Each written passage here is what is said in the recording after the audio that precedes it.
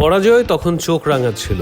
250 ছুঁই ছুঁই পাহাড় সম লক্ষ্য তাড়া করতে নেমে 94 রানে 5 উইকেট হারানো মানে তো প্রায় শেষের সাইরেন বেজে যাওয়া। চারপাশে হতাশার ছায়া। আয়ারল্যান্ডের বিপক্ষে পরাজয়টা যেন কেবল সময়ের ব্যাপার মাত্র।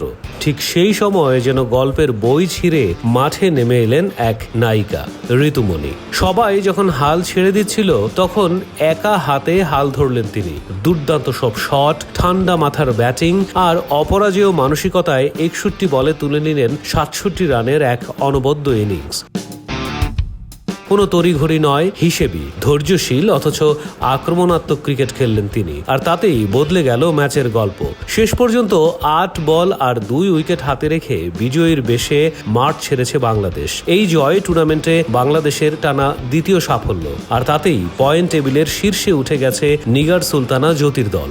বিশ্বকাপের টিকিট যে আর খুব বেশি দূরে নয়, সেটাই বলে দিচ্ছে আজকের মাঠের পারফরমেন্স।